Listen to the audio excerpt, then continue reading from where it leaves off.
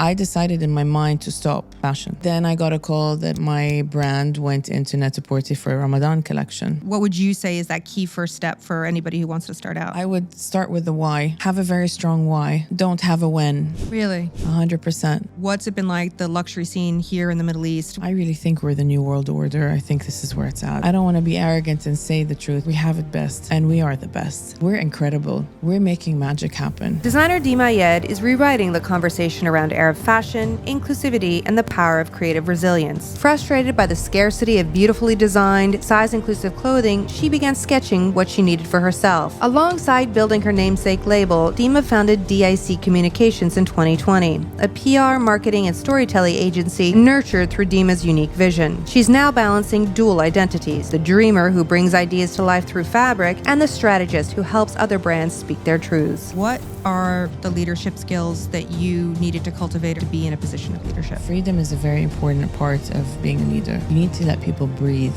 I recently worked on an article about what is inclusivity in the age of Ozempic. I think the concept of being body positive is personal. If you do position yourself as somebody who's inclusive, the mindset is that you're plus. And that's not the case. Inclusive means and. It doesn't mean or.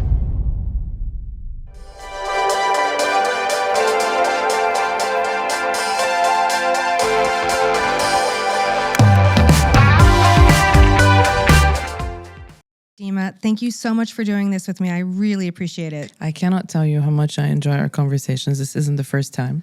So I'm thrilled to be doing this with you. All right, so Dima, let's get into it. I've always wanted to ask you this. You are probably one of the most driven women I know. You don't run one brand, you have two businesses. I want to know, where does that drive come from? Who is that person that inspired you, that you look to and got you where you are today, would you say? First of all, thanks for that. I mean, I don't think I'm the best. I think there are so many people who inspire more. But I will say this. I think gifts come in different directions in life, where you find yourself loving more than one thing in life. And there's nothing wrong with that. And if anything, I've always felt that if I stuck to one thing alone, I would lose myself. I would feel like there was more that I had to offer, or more that I had to give, or more that I had to learn for me. And I just feel like somehow with the two, however consuming they are, they create some sort of balance in my life. There's the creative side of work, and there's something creative that I create that ends up making money. But then there's also the part of the creative strategy that I love, of being part of this incredible city and seeing its evolution, and being part of it for however small the part that I would play makes a difference.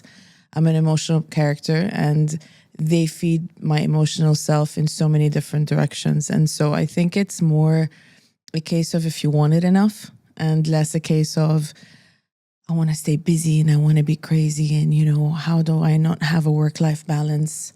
I think this statement anyway is such a flawed statement, because work-life balance, work is life as well. It's not just one thing or the other. So I find joy in doing both, and I think there's a way, if you really want anything enough, you can. Well, I agree with you. When you love what you do, it never feels like work. I mean, I know that's an old saying, but I find it to be true when you're passionate about what you do. Incredibly so. And I love what I do. I love seeing that whatever we do results in something. People come back for some more of something, which feels really good. It's a very good feeling to do both. Talk to me about the evolution of your career. Can you pinpoint for me maybe 3 key moments that really shaped the career that you've created for yourself? For sure. Well, first, I grew up in a hotel. I grew up in the Hyatt Regency in Deira. And so when I grew up in a hotel, when I got out of university and there was these offers going around for hotels and stuff, it just felt like second nature. It was so easy for me to get into it. I understood it. I didn't study hospitality. I studied marketing and PR necessarily. And then, it fell in my lap to work in hospitality. So that was the first milestone of being part of Jumeirah Group and building on these incredible, iconic moments that Dubai, went through. I think the second crazy aha moment for me in my career was the minute that my ex-CEO who passed, Serge Zaloff in Atlantis, used to tell me that this is your hotel and you need to build this hotel as an entrepreneur, as if it was your, certain blocks and it's not doing well or it's doing well, what are you going to do? And the minute that I started shifting gear in terms of thinking that this was my hotel, my whole world changed. And suddenly I started creating things for this hotel like I couldn't breathe if I didn't make it work. And that's how I got my entrepreneurial spirit. And then the third aha moment was when everybody was getting married when I was 30, 31. And I had nothing to wear. Legit, I had nothing to wear. So I have a very long torso and my legs are not as long as my torso. And it was always like a top was a tank top or a mini dress was a top for me. And I really, really struggled to find clothes that suit me. And that's when Dima Ayad, the brand, came about. So I think those three kind of key moments just shaped how I turned things around. And here we are. Well, I mean, when you talk about the launching of the Dima Ayad brand, was your communication company already up and running, No, or was it the other way around? I was in Atlantis then. Okay. And I was the VP of marketing for restaurants and or F&B, if you'd like, events and all of that. And that was a time when, I would see people walking around this resort dressing up in any shape or form to go out, whether it's to the beach or for a gala dinner or whatever that may be. And then it just became this crazy moment of there is a marriage between the hospitality world and the fashion world. And I can do both. And why don't I try it? And that's how it, started. Well, I know that your signature fashion label was born out of your own need, and so many great brands are born that way. But it was always this idea of inclusivity and diversity within your creations. Was that always intentional? Were you really directive about that? Or was it more about, I'm going to build this for me? Because again, when you're talking about inclusivity, body shapes change as you go up in size in a way that isn't the case if you're talking about the classic sizes. So first it started off as I was going to make something for me. But then it started evolving into that doesn't make sense because making something just for myself defeats the purpose of creating a brand. And not everybody looks like me. And even larger sized women are not my height as well. So I'm not exactly that standard demographic of a woman in terms of that capacity. But when I started making things for my sister and for my mother and my cousins and all the different types of women we have in our family, 2 size 8s aren't the same, and that suddenly created this thing of, wait a second, this has not just to do with me. This has to do with every single woman. In terms of the inclusivity orientation, I've always been pegged to be a plus size brand for whatever reason. And it's just so funny that if you do position yourself as somebody who's inclusive, the mindset is that you're plus. And that's not the case. Inclusive means and. So it doesn't mean or. So it's extra small and for extra large. It's not extra small or for extra large. So this perception of what that is very different. And one of the unique selling points to be inclusive means to not leave anyone out.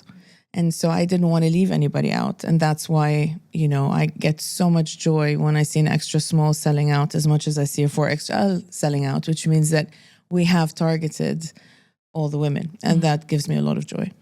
I remember when one of the many times we sat around and had conversations, you would talk to me about how you're always just checking what's selling and what's not selling. You're, what's working and what's not working. You're really hands-on. Can you talk to me about the landscape, what it is to be in retail as an independent brand today? You hear all of these horror stories about working with retailers or doing direct to consumer. Tell me what it is. Is it really hard out there?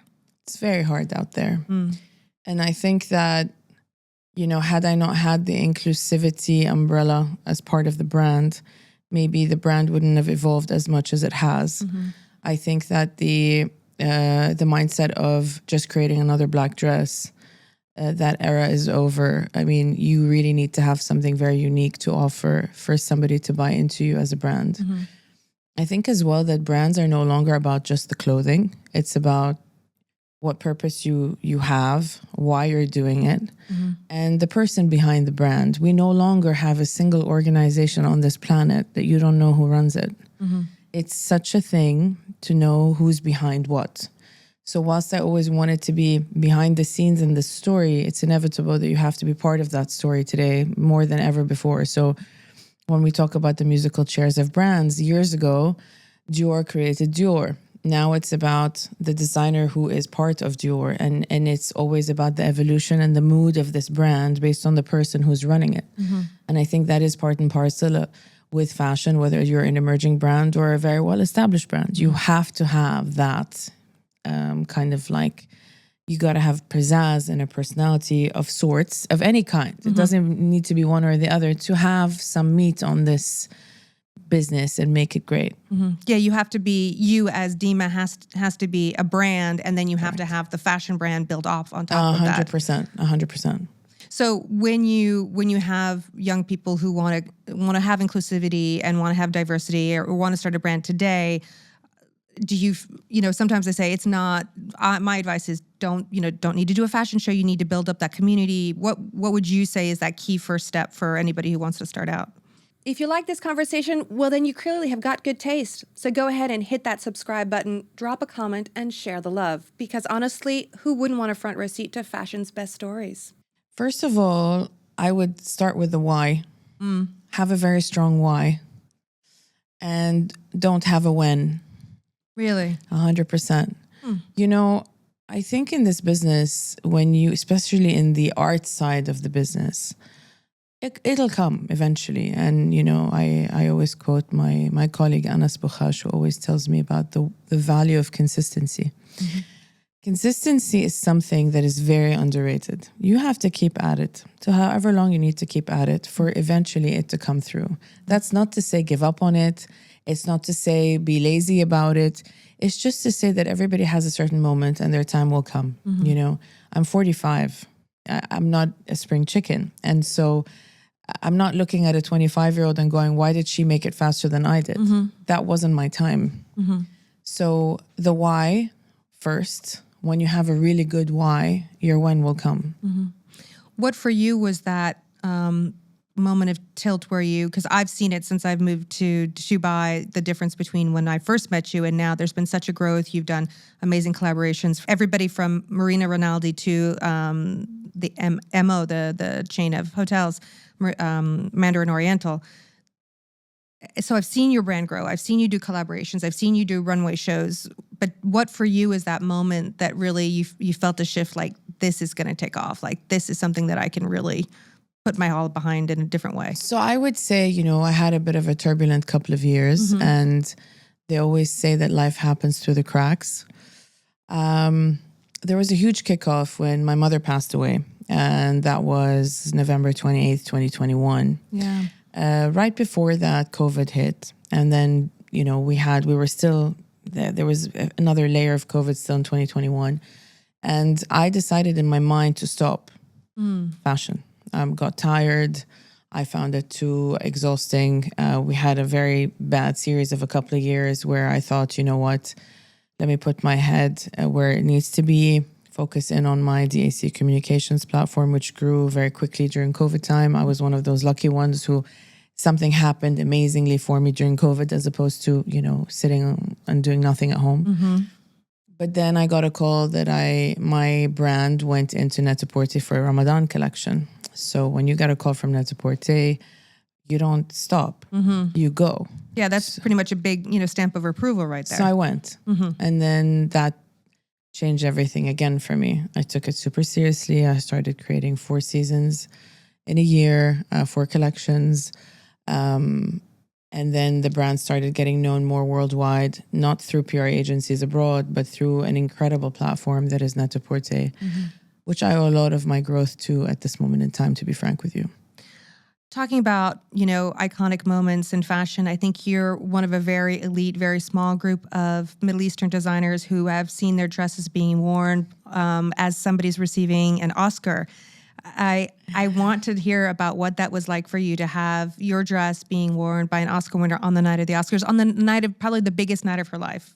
I have goosebumps because that was a very strange dynamic. This is exactly what I mean by,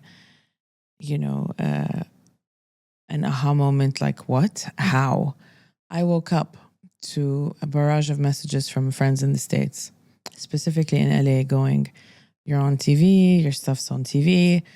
What's going on? That's your dress. I'm like, what are you talking about? Like, really, it was bizarre. And then I started having magazines call me from Dubai because it was distinctively a fabric I've used for a very long time, my black and gold ombre. And it blew my mind. It was somebody who went online, who bought it off Net-a-Porter and went to the Oscars and wore the dress. And that is the power of the .com retailer, but that's also the power of a woman who was an XL or 1XL, I don't remember, who didn't seem to see much that was available out there, but wanted something beautiful and found it on Net-a-Porter and bought it and simply wore it to the Oscars. Have you ever been? Have you ever reached out to her? Have you ever Of communicated course, with her? I did. I messaged and I thanked her, and she said it felt great and I just felt me, and thank you so much. And I was like, no, I mean, you don't need to thank me. She goes, no, I do. I need to thank you for your collections and the variety that you offer, and the ability that I had different choices to wear on the night, and we chose you. So I was very touched by that. And all of these little things that were happening along the way throughout this period of time when I was in my absolute worst became really iconic moments. And that's exactly what I mean when I say life happens through the cracks, is that these stimulants kept me going. So when you were saying with the passing of your mother, you were the privately, the grieving, and that was where you're talking about the difficult part of your life while Big your time. creative, your business was booming, as Correct. And it always felt bittersweet, still does. Where like, I wish you were here for me to tell you, if imagine I called her and told her that, like, she would have lost it. Just those kind of moments that would constantly be recurring thoughts in my mind. So I'm so grateful that these things are happening. And so those were all the signs that kept me going. And so I said, okay, I'm not stopping, Talking about not stopping, you have lived in Dubai pretty much your entire life, in the Middle East your entire life. Talk to me about how transformative, what's it been like, the luxury scene here in the Middle East? What are you seeing happening today? What are you excited about for the future? I've always been told like the East is kind of mellow, we're not really advanced. And I really think we're the new world order. I think this is where it's at. And, I travel a lot. I just came back from so many different locations. I don't want to be arrogant and say the truth, but we have it best. And we are the best. And arrogant or not, we're incredible. We're making magic happen. We hustle. We believe in perfection. We're working so hard towards some great things. We put our goals out there and they come true. The philosophy, Sheikh Muhammad, I grew up with this. You build and they will come. That when they say they're going to do something, they do it. And when you have a commitment from a government who says that, and you follow suit by being that, you become that. My entrepreneurial spirit is because I lived here. Things happen here. Look at Emirates. Look at Jumeirah Group. Look at the international restaurant portfolio that's going out in the world from Dubai. I mean, I cannot even tell you what a joy it is to say, I live in Dubai, I'm from Dubai, I'm a Dubaian. And yes, I want to create that label. I am a Dubaian. I've been here 43 years. That's not a small amount. Proud Lebanese, but I'm a proud Dubaian just the same. Things come true here if you work hard and you hustle. It's not just going to sit on your lap because you live in Dubai. You can choose the lazy route, or you can, choose the route that makes a difference. And surrounding myself with so many incredible people, like you just always feel the energy. It doesn't stop. All of my friends are in this industry, and I find it so much joy seeing them happy with their articles and their magazines and their storylines and their jewelry lines and their fashion brands. That's what makes us so great, is we aim for greatness. And I think that from shopping to location to lifestyle to living well to feeling good to being around a cosmopolitan city that is filled with incredible nationalities, and we all come together as one, I think that's brilliant. In other places, it's far from that. Diversity to a point. People are just looking down at other people. We don't have this here. No, I agree. I'm sorry, we don't have this here at all. The other night I flew off a 16-hour flight. I came out of the airport in 35 minutes. Like, what are you talking about? I know. Come on. It's you look at Europe sometimes and you're like, this is like not a top tier, city or whatever. Like there's a fluidity and an ease here that's just. We have it best. Yeah. And we have it best. And I'm so grateful to be here. And I'm And so do you feel like grateful. the rest of the world is starting to recognize it? They are. And you know what? Even if they don't, It's their loss, truthfully, and not in a negative, revengey way. No, but it's just to say that you don't know what you're missing. If you haven't been here, if you don't know how we live, if you don't know how life progresses here, you don't know what you're missing, truly. Well, I mean, you've mentioned this a couple of times that you travel a lot. I know a lot of fashion designers, famous fashion designers, they need to go off and travel to get inspired to create their next collection. Because like you said, there's the 4 seasons a year, but sometimes there's pre-collections and there's couture and all of the other things that go with it. How important is travel and that aspect to your life? I cannot tell you how important. Like, it actually supersedes anything for me. Planes, experiences. I always post these things on Instagram. I see this guy who posts this visual of people in an airport. And on each person, it's where they've been or why they're traveling. One of them says funeral, another one says an engagement, another one says a reunion, another one says signing a contract. And everywhere you travel and wherever you go and you see people doing different things, it opens your mind to so many things as well. It's also to say, like, when you think of clothing, and my version of, sustainability is wearing the same thing many times. I don't believe in the fabric evolution of what we're doing. Not that I don't believe in it in terms of it not adding value to fashion. I think that from my perspective, a limiting wardrobe is beautiful, but it should have pieces that work. So I go and walk down the streets of New York, of LA, of London, Paris, Milan, Beirut, here, and just see what are people wearing? What are they like to wear? And it's not necessarily, I don't look at what the windows have. I look at what the people are wearing. At the end of the day, the people want to find something relatable. And you find these incredible CEOs wearing a plain black t-shirt and jeans, but they're not just a normal plain black t-shirt and jeans. There's a certain brand they follow, a certain product they wear. And I dive deep into that, and I enjoy doing that. It gives me a lot of joy to basically really analyze that. And I come back with a very open mind, with a very different, fresh pair of eyes. It doesn't hit instantly, but when it hits hard. This is really a good point that you brought up. One of the things I love about your brand is that you have silhouettes that you return to season after season, so that even if I had purchased something from season 1 or 5 years ago, it's just in a different colorway or a different execution, but the silhouette is the same. So it doesn't feel dated in any way. That seems very intentional in your design process. Extremely intentional. I can't believe you picked that up, because I just got off the phone before I got here. I'm bringing back certain things, and every time I bring them back, there's a lot of joy from the retailers, and there's also a lot of joy from my customers who basically thank me to bring it back. Because, when you think of a jacket or a coat or something you've worn, like something Max Mara, everything teddy bear related has come back tenfold. And it's not about what you have is outdated and you bring it back. Why do a vintage store exist? All these vintage stores exist because there is some merit in bringing it back. And the ones who don't bring it back, I think it's a mistake. I'm not old enough as a brand to think of things as vintage, but I do believe in the value of having things come back, especially that some things were not seen much before because I was smaller, and then they become, you're thinking, well, they haven't really engaged in that much before, so let's try this again. And really make our customers feel like whatever they have in Dima Ayad as their wardrobe shouldn't go out of style, and you should always be able to wear it again. Tell me a little bit about your design process. Are you somebody who likes to collaborative? Are you off in a corner sketching by yourself? Is it a mood board? Is it the fabric? What's that first step for you when you're starting a collection?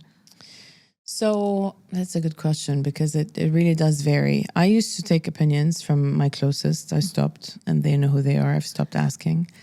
Why did you stop asking? For the mere fact that sometimes my gut screams at me more than another voice. I prefer my gut voice than my peer voice. And on the last 3 seasons, when I haven't asked anybody about anything, they did well too. So I need to trust my gut a bit more, and I've learned that with time. But then I also think of so many different things where it's like, I wouldn't say a mood board necessarily, but recently the sunset is inspiring me. There's something so insane about the sunset and all the colors of the derivatives of that. But that's where it stops as inspo necessarily. And then that stays with me, and then I go fabric hunting. So fabric hunting is my pure joy. I love touching fabrics, imagining things with them, playing with them, deciding how I'm going to put this and this together. And then they start formulating a lovely little family. And then only then does a mood board get created, once the fabrics are there. When I was working on the Marina Rinaldi collaboration, they work differently because you can rub a magic lamp and then there's a fabric that appears for you. But when you're a smaller designer, the game is not the same. So you have to start fabric first many a times. And so I start fabric first. And then I work on the fabrics, put them together, and lo and behold, something pops up. And then it starts reminding me of things. Oh, this reminds me of my childhood because of this, or this was inspired so much by my mother because of this, or this was very Sunset Ibiza because of this. And suddenly it gets formulated. It comes all together. Yeah. I think in life, when we have those mistakes, those missteps, those are such great moments of learning. Can you walk me through one of those quote unquote mistakes that are never really mistakes in your life? Oh my God, there was an amazing mistake. So when I started the fashion brand, I thought I was amazing. Okay. I thought it was really God's gift to life. I really thought I was the best. Because I sold my collection. I put it in Sauce, which is a store that was a concept store way back. And we sent like 20 pieces and they sold out. So I was like, oh my God. Okay, so You're the best thing since sliced bread. Ever. Yeah. Take a loan from the bank. I go and spend all this money. I travel to Paris. I go to Milan. I do some sampling in London. I call a tech guy who's like a pattern maker from I don't know where, and I start producing things. I go to Beirut and produce this massive production in advance. Oof. And rookie move. Did not sell a single piece.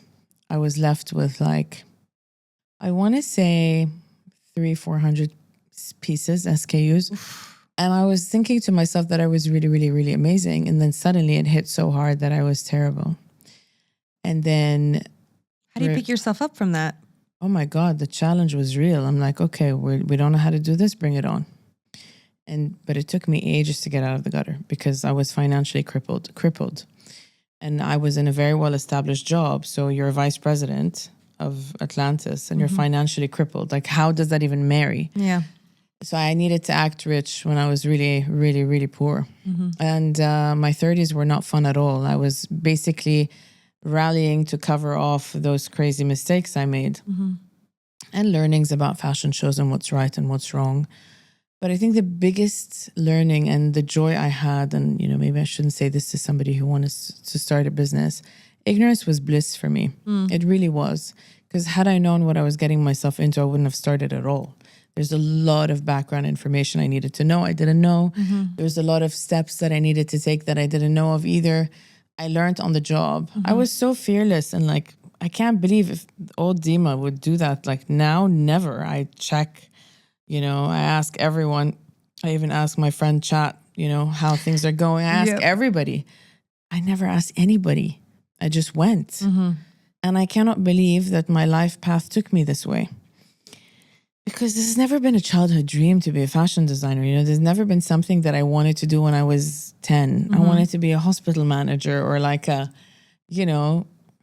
campaign liner. Like I used to love my Johnsons with No More Tears or some random stuff like that. And I cannot believe my path took me here at all. There was nothing that I could have thought would get me to where I am. No way, no way. You mentioned your friend Chat. I think ChatGPT has become everyone's friend. It can be quite the booster if you're having a bad day. If you want to go like, what makes Dima Ayad fabulous? And then you get a really beautiful answer from Chat. I should ask him that. It's a good one. If you're having a bad day, reach out to Chat. Okay, I'll ask that question. But I mean, I bring this up because when people ask me, talk about, how it, I want to be a journalist or I want to do what you do. And I'm like, with ChatGPT, transforming an AI, just basically transforming the landscape of communication. And even like if you need to adjust your sizing and your, the designs and stuff like that, you could do that as well with ChatGPT. What do you see? How are you implementing AI into your work? And what are your thoughts, maybe concerns or excitement about it? Emma Greed had a headline the other day about, she interviewed somebody and he said to her, she was using AI as a 42-year-old. And I'm using AI as a 45-year-old. my basic intel with ChatGPT, and I find no shame in saying that sometimes if I'm stuck on a word, I can ask the question, just like a thesaurus, I would ask a thesaurus. I haven't gone into the drawing aesthetic part of it yet. I haven't gone into that ideation yet. I haven't thought of mood boards yet. I'm far, far from that. But I do like to engage in it sometimes when I'm stuck on a word. I see no shame in that. Even if I was thinking of drafting an email, which I have not, I've come a long way in my life. It's not like I need to learn how to write. It's not like I need to learn how to draw. But I think a little bit of help sometimes is absolutely no harm in doing that. And I do think that we need to come up to speed with the usage of how we can use it or how do we navigate it to get the best out of it. And I'm far from there yet, but I do think we need to be ahead of the times. It's kind of reminding me of an era where, when Instagram came on and the parents stayed on Facebook. Yep. And then we jumped on Instagram and now we have TikTok. So now we're in the Instagram people, well, there's TikTok as an example. And the evolution continues. I'm so old school. I really love notes. I buy my moleskins all the time. If you're part of my fan base, I'll even get you one, written with your initials on it. I'm big on writing. I'm big on mood. I have a notebook everywhere. I really still love that era. And I don't think there's any harm in having that. Are you like a diary writer and stuff like that? Do you like? No, I'm not a diary writer. I scribble a lot and I also draw my own weird thoughts, but only I would understand them. Sure, and then nobody the would next day, understand the spelling or the whatever Yeah. except for you. And then the next day I would go in and, translate what it is that I was saying to the team or to someone I needed to say it to. But writing it down always makes me remember it more. Yeah. What's it like being a female boss? God knows you haven't been a male boss, but what I'm saying is, what's it like to be a female boss? Is there a community? Is it harder? Are you taken less seriously, more seriously? I know and to kind of go off a little bit on a tangent, there's such a disconnect about how women are represented and the power that women have in the Middle East, which has not been my experience as well, that women here really step up and take positions of power here in a way that I don't see in a lot of other parts of the world. So I'm really shocked, when I travel and I hear about trying to get equal pay or work in an environment where, men and women are equal. I've grown up in a home where men and women have been equal. I've worked in an environment where men and women have been equal throughout. I think that as a female boss, I think the empath in us is just a little stronger. We do have that more feminine energy, sometimes turns masculine by default, but we all have a bit of that, I think that would be the differentiation, is to really understand and have more empathy towards something than not. But the man-woman thing, for me, is not even a thing. At least not here. No, I agree. don't feel it at all. I've never felt it for a minute. Yeah. Since I was 21, I've been working and I just felt like I'm working. I'm an individual. I'm not a man or a woman in an organization. I'm an individual, striving, pushing, making things happen. A meritocracy. Completely. Yeah. Where do you think, or what do you think is the biggest challenge today for in fashion in general? Because we're seeing such a downturn for so many brands. And then also as an independent, what are those like overarching for fashion? What do you think is the biggest challenge? And then more granular, what do you think for an independent designer? Well, first of all, creating the entire network that you need is really, really, really difficult. And what I mean by that is it's anything from your infrastructure to find an amazing pattern maker, to find tailors, to find a production house that is willing to take you on, however small you might be, to know which retailer would be interested in putting your brand in, how much PR do you need before you even start, and which is, faster or better, it's chicken or the egg when it comes to, do I create a collection, wait for it to sell, or do I address the celebrity, but the celebrity doesn't want you not to be a known brand? So you're in this like vicious cycle of trying to figure out, how do you get in? How do you break through? What is the thing that you're going to use to get you in? So there's that. And then I think the other challenge is who you know and how you get it done. So it's a connection business too. So all of this is hard. This is one of the things that I recommend to my daughters, but also to anybody who asks me for advice. I say it's all about the network. It's all about building that. And then I also say, don't go out of school and start your brand right away. Go and make your mistakes as quote unquote while you're getting a paycheck from somewhere else. I don't know if you agree with that or if That's exactly what I did. So I was working at a full-time day job, and I was connected, and I was figuring things out along the way. I wasn't connected necessarily in the fashion landscape, but there was one element I was connected in. I knew the press, I knew magazines, I knew stores, I knew people. You need to know some people. You need to create a network of any kind that can get you anywhere, and someone who knows someone will know someone. That is so important. And I really, really believe in the power of connection. You know, sometimes my friends tell me, why do you want me to go to this event? I'm like, just go, meet people. When you want to go meet your future partner, you don't find them sitting at home. It's the same thing as business. You don't find it sitting at home. Go out, meet people, connect. Yeah, I always say go to a letter yeah. opening. Like, just go. Just go. You never know who you're going to meet, what new friends you're going to have, how you're going to create a network if you're just going to be sitting at home or going to an office, home. It doesn't make any sense. I believe in the power of network so much. Talking about network, talk to me about the women in your life. Do you have? I imagine you have an amazing support network of women who have lifted you up. Can you talk to me about what that experience has been like for you? So I'm extremely close to my sister Myrna. My sister writes books. She writes books for Asoline. She writes books about heroes for the region to expose the Middle East into a different dimension. She's into the world of the arts. She does art curation. If I say anything further, I will lose myself because I'm not sure what else she does, but that's her world. And I think that who you're around and who you surround yourself with really will help you either lift or stay the same. In Arabic, we have a saying, أسألك من تعاشى أقول لك من أنت. If I ask about who you're hanging out with, I'll then end up knowing who you are. And I think that's something very, very, very important is the women around me or the people that I want to hang with really either lift me or put me down. And I choose to be lifted, even though sometimes it could be tough love because she's my elder sister and she's quite, Dima, do this or da-da-da. I love it because it shapes me up and wakes me up. And I like to be woken up sometimes, Talking about your team, it's one thing to be part of a group, working for a big hotel chain. It's another thing to be a leader, a manager, it's your own company, being an entrepreneur. What are the leadership skills that you needed to cultivate or that you think somebody needs to have to be in a position of leadership? Well, for starters, I believe in laissez-faire. I really, really believe in that. I think that you hire people to let them be more than to control. I think that I only reeled in when I realized that somebody's gone a bit out of way. I think as well, there is that ability. Freedom is a very important part of being a leader.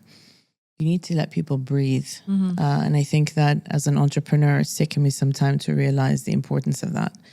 We're on all the time, but we run the companies, we own them. We have a very different, mindset than when I was a boss in an organization and I was earning a monthly salary. Right. It's a very different game. We used to earn salaries together. Mine was different, obviously, but we all earned salaries. Now there might be a month I skip a salary and then they get it. And I just feel like sometimes our hard work pays off, but they deserve it before us, kind of a mindset. And that's gone now. So what remains is a lot of trust, a lot of letting them figure it out, and then, coming in and kind of teaching and educating. But the part that's just really a letdown is this generation of where we are right now. There's a lot of people that are out there that have a different mindset on how working is. I really believe in the power of working hard. I believe in the power of working smart. I didn't get this far by not working hard. Yeah. And I think that, to our discussion earlier about mistakes, you need to be able to make them. You need to be less reliant on your ChatGPTs, and you need to be less reliant on things that perfect what you do and making it look like it was you who did it. You have to work hard to make it. You really do. Sometimes you get lucky with a one fabulous idea, but 90% of us need to work hard, need to learn from our mistakes and make things good. And I think that's what I find lacking in where we are right now, people to hustle a little bit. You're seeing younger generations that don't have the same sort of hustle? At all. And I'm very, very worried about it. But it feels like it's a generation of side hustles or a gig economy, as it were, that it's everything all the time. Or do you feel like it's... But it's everything all the time on social media, but it's not everything all the time in life. Outside that screen and outside that facade, there's a lot more to life than that. I also am very concerned, and this happened to me on so many occasions where I would walk down the street and I swear I just saw this person, and I get online and this person doesn't look the same. There's this craziness of perfection, and then you start believing what you post. That's the worst part. Yeah, is you start believing that that's reality. And that is far from reality. And then that's even scarier for me about who you really are and who do you go sleep with. Like, you sleep with yourself thinking that you are someone else and you're actually not. This concerns me a lot. Well, I mean, that brings me to the point of I had recently worked on an article about, the age, what is inclusivity in the age of Ozempic? So what are we talking about when everybody, size inclusivity when now everybody's trying to be, a waif? So... Look, I mean, I chose not to respond to so many articles about this for a reason, because I'm not a doctor, but I will tell you this. I think the concept of being body positive is personal. It's a personal choice of how you perceive yourself and how you want others to perceive you. This is not something I debate ever. The only thing is that when everybody was trying to raise the flag to say that they were part of this movement, it turns out that they were part of this movement because there was no effort or ability from themselves to basically lose the weight. So then comes a project or a dynamic where you inject yourself and you manage to lose the weight. That means you were never part of this body positive movement to start with.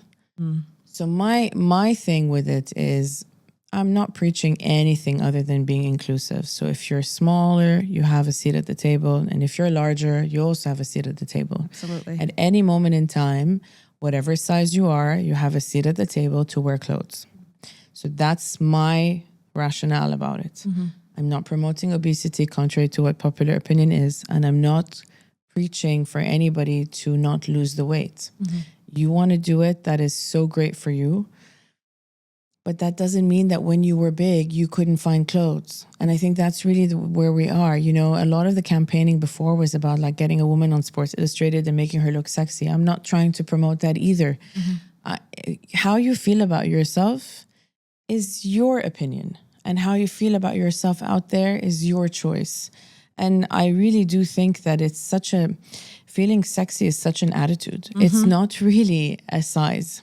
That's my honest take on the matter.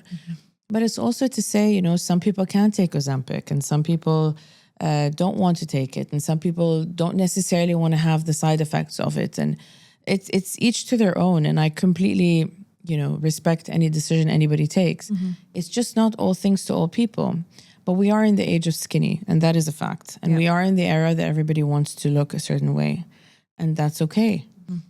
It's just that as long as it doesn't become obsessive, do you? Yeah. That's really my message about the topic. You're seeing a lot of women, who are saying, trying to get healthy. So you see the weight loss, but they were such a representative of, inclusivity in that way, that plus size beauty. When you see all of these staples, these women that were these kind of, shining examples now, losing a lot of weight, how does that make you feel? Honestly, I don't see it negatively. I tell you why I say that. They made it when they were bigger, and they're going to make it when they're smaller, because your success is not about your size. That's something very important to mention. And health is not a debate. Health is not something that I will ever debate. It is factually true. If you are at a certain weight and your doctors tell you this is not healthy, it is simply not healthy. And that doesn't mean that you're not body positive or body inclusive anymore. It just means that, you need to better yourself for yourself. And that's something that I think a lot of people as well on the bigger scale is, if this one got thinner, that means the world is ending. In the case of Lizzo, for example, she's working out every single day. Yep. She's counting her macros. She's getting into her whole dimension of getting better. And I salute her for that. You know, I don't look at it negatively. But the ones who, you know, talk to you about the fact that they were bigger and they're so much happier, bigger, and this is the way life should be, and they feel great about themselves, and then they lose weight. I think that's really the time when you would question, why would somebody be doing this? You know, why have they just decided to change gear? Also, when it comes to Hollywood, I think that's a very different debate. You know, not a lot of people make it through at a certain size. So I think that's also something to take part in. But, you know, feeling good in your own skin is something that took me a really long time to also realize, to feel good in my own skin. And I think if you feel good in your own skin, that's your winning ticket. Well, I mean, somebody who I think is incredibly sexy is Ashley Graham, and she actually collaborated with you. Can you talk to me a little bit about that moment and maybe who is on your bucket list of somebody you'd love to partner up with in the future? So, you know, the thing is, every time her and I would speak, it would almost feel like it was me speaking. And when she would say something, it was almost like, I can't believe you're saying that, because I'm saying that as well. The usual dynamic across anybody who is in a certain size is just to say that I'm like you. I'm exactly like you. I'm thin, I'm big, I'm tall, I'm this, I'm a human, and I deserve to wear beautiful clothing. Like, why is this a problem? And this is just so funny, because when you really think about it, as somebody who has not studied fashion, it is not hard to dress somebody big. Let me say this to everybody on this planet. It is not hard. You just graduate it correctly and you've got yourself a dress. Yeah. That's basically it. So this conversation about weight, it's almost like, it makes me really, I laugh, because when you walk into a supermarket, you can buy chocolate for $2 or $1 or whatever. And you can buy vegetables for $15, which is crazy that healthy food is more expensive than chocolate and sugar. And it's all available to you. You can buy tobacco. You can buy anything you want. You can buy anything you want from a supermarket. But yet you can't buy a t-shirt. What are you talking about? How can you tell me that there's no t-shirt in my size, but I can buy anything I want from the supermarket? So when you really think about that, that just blows my mind. And Ashley and I would have these conversations saying, you know, this is crazy. Like, it's just crazy. Yeah. It's a lobby. Whatever lobby it is, it's a ridiculous lobby, in my opinion. I want to circle back to being from the Middle East. There's a question that I pose, or that I wonder, do you feel like it's important to bring in the heritage or the culture of the region into your design because you're from here, or should it be an offshoot? Is it something to put aside so that you can reach a larger audience? What do you think about that aspect of bringing that heritage and that culture into what you do? You know, I never think of it. It just is. It's part of me. It is who I am. And I just find myself, without noticing, being, you know, a huge part of the DNA of Dima Ayad is being Arab. And I'm very proud of that. I'm very proud to see women around the world wearing the clothes and finding a way that it works for them in any shape or form, in any country or any state in the US, whatever. And it gives me a lot of joy to see that that's the case. I think who I am is innate, and it's so much part of how I behave and my mannerisms and how welcoming we are and the nature of who we are and how we welcome anybody into our homes and how we wear our clothes. This is all really Arab hospitality, and I am fully Arab, like in everything. You're fully Arab. I love it. Fully Arab. And I'm so in love with being Arab. Really, and every time I travel, I come back and I think, I like this more. Bit of a random question. Let me ask you it anyway. Are you a laugher or a crier? God, I'm both. I am both. Flights, weeping willows. Oh my God. I don't know what it is about planes. Planes make you cry. Beyond comprehension.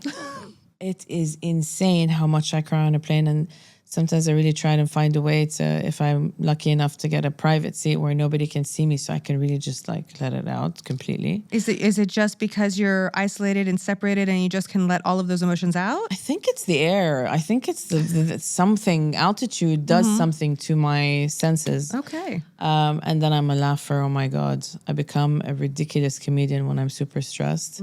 and everyone's like in fits, and I'm in a fit too, and so I just become ridiculous. And I try to hold my own. So sometimes some of my friends, when they see me at work and then they see me like, who the hell is this? It's me. I have that side. I do both. Extremes. Yeah. Major. You contain multitudes. Beyond. And I go through a fit and it sometimes doesn't want to stop. Cries too. All right, let me ask you my final 5 generic fashion questions because it's the thing I do with everyone. So we'll see how your answers stack up to the others.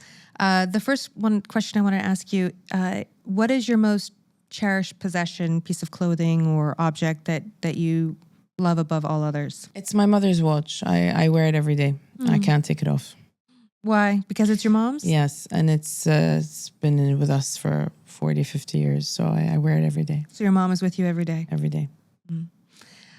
You know, we talk about working in the luxury space, the fashion industry. It's expensive to buy luxury these days. So for those who need to save up their pennies or to invest in something, what would be that one piece that you think a woman or a man should really invest in? A blazer and a coat.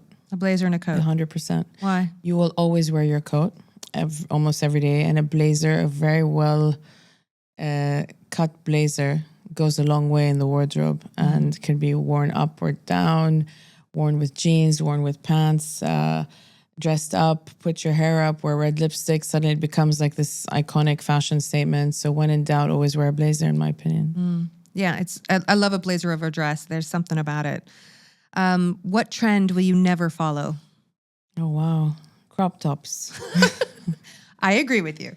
I will skip that trend. Really hate that. Yeah. So much. Me too. It's very hard to make that look good. And hot pants. And hot pants, especially crop tops and hot pants together. I'm not a fan of that whole look, personally. Agreed. Who's your favorite designer, living or dead? Ooh. Albert Elbaz. Me too. I don't think anything else has come back like that, in my opinion.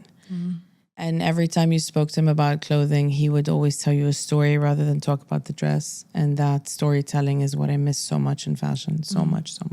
Did you have an opportunity to speak with Albert? I met him once.